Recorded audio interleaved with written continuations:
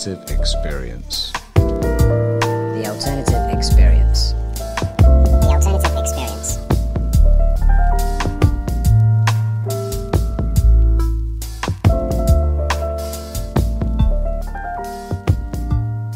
Hey everybody, Nicky Joe here, aka Nervous System Nut. Welcome to another episode of The Alternative Experience. Thanks for tuning in. So, since I began working in the alternative health industry, there's never been a shortage of people questioning the natural approach to health and wellness. I get a lot of trolling in the comments, is what I would say. I do understand, such as the kind of manipulation we are constantly exposed to growing up. It is natural for us to question anything that goes against maybe the orthodoxy, irrelevant of the level of sort of valid information there might be to support it. You know, I was also guilty of this years ago. If I was told something was hocus pocus, I didn't investigate. I just accepted that it was and moved on. Now, when you start to think even methods and techniques that are based solely on our innate biology, such as breath work, when they're being viewed as voodoo, when we actually know with established biology that the way that we feel, our nervous system, is directly and intrinsically linked to the way that we breathe, that's when it starts to make sense. Now, as such, today I wanted to put a very short podcast, it's around about 15 minutes long, just to try and dispel many of the common misconceptions that I encounter, in the hope that I can make it clear exactly why I champion this natural functional approach to optimize health and well-being. And obviously, I don't want to delve into the world of conspiracies, but unfortunately, I do have to tell you what the mainstream approach to health and wellness is based on and why it's doomed to failure and why it's failing so many of us on such a grand scale. And for some of you listening, that may seem conspiratorial in itself. Either way, I hope that you can bear with me. I do promise it will make sense. Now, surgery aside, modern day medicine, in my opinion, and the entire training of our current day doctors is based solely on symptom management. It's become a lot more about kind of memorizing which specific pill works on what set of symptoms, rather than actually identifying the cause of any particular health issue. And doctors unknowingly, in my opinion, have become sort of medical fitters rather than specialists on the actual mechanics of our miraculous human biology. We are walking miracles. I stand by that. I say it all the time.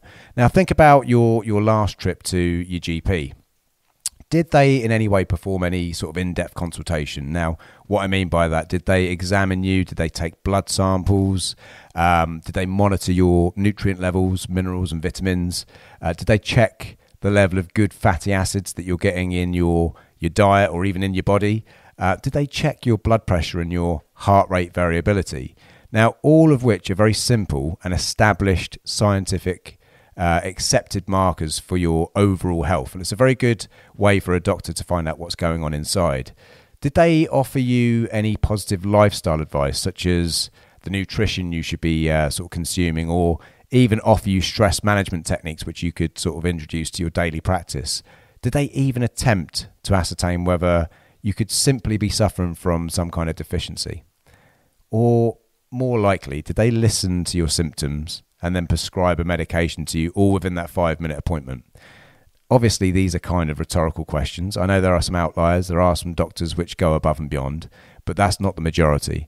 In truth, obviously, I know the answer. I've had my own personal experience within modern medical care. But more importantly, I've seen more than my fair share of clients in my own practice now that answer these questions every single day. Most of my clients arrive at my door with a desperately long list of sort of current medications that are taken every day, most of which they've been on for sort of maybe 10, 15 years. And quite often, they're things that shouldn't have been sort of prescribed for more than a couple of months at a time.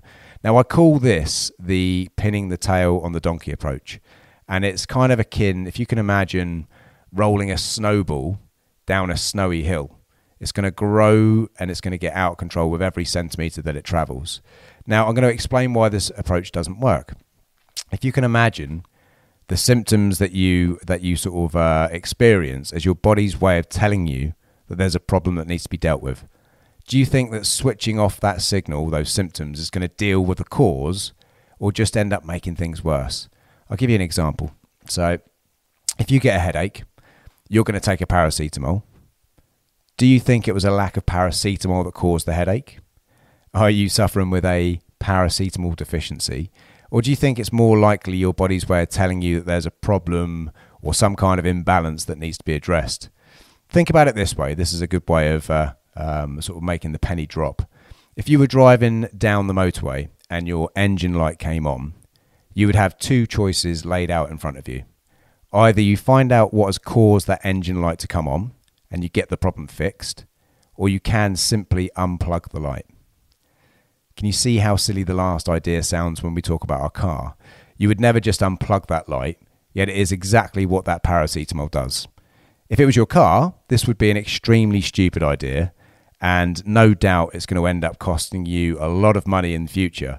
And that's because the light is not the problem. The light is merely there to tell you of a problem that needs urgent attention. So believe it or not, a headache is not your problem. Even in most cases of migraine, it's the signal that your body is using to tell you of a problem.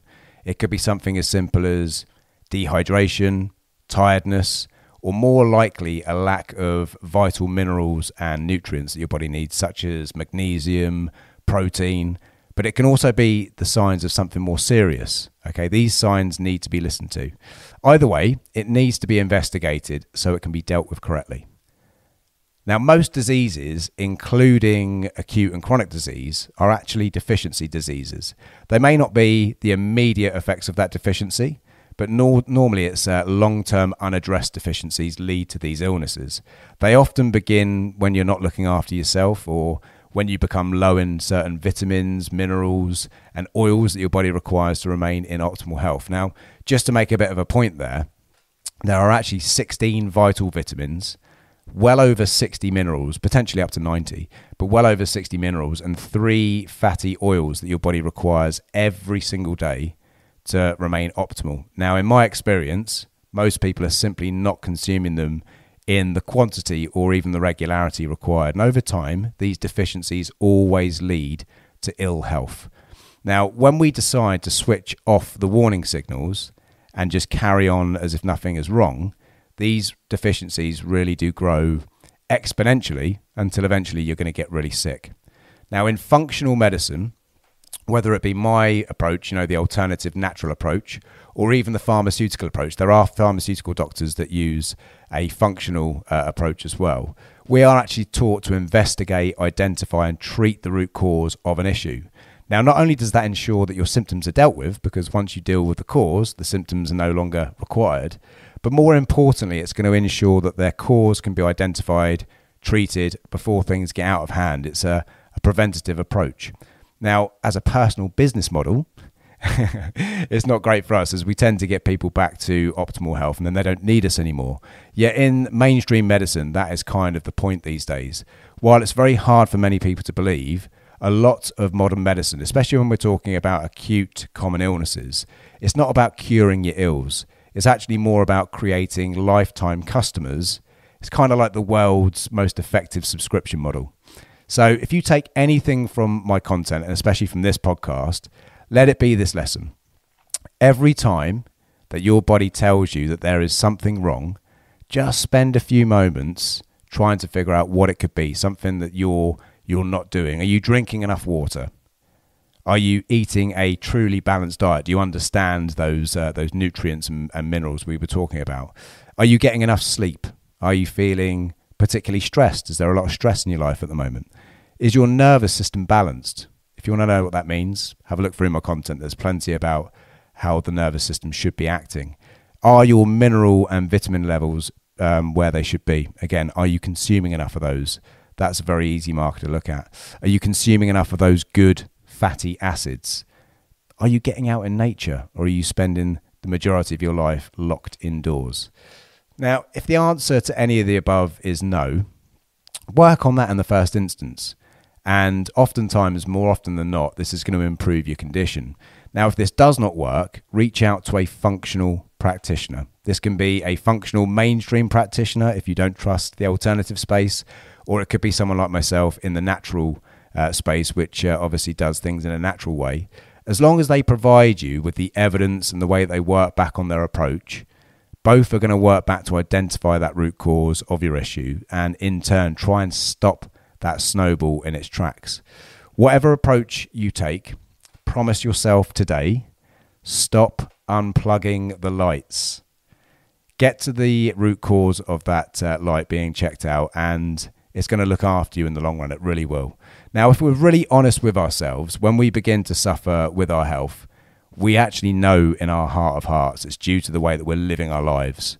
Poor diet, lack of exercise, poor sleep, stress, alcohol, lack of stress management, and this one goes under the radar.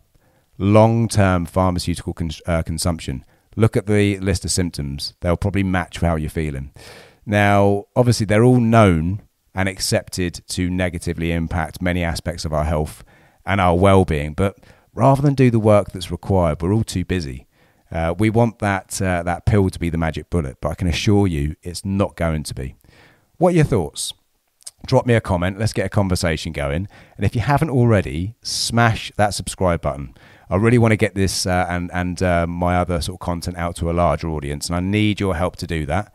Like, share, comment, you know the drill. In the meantime, thank you for tuning in. I'll see you next time, guys. Bye-bye.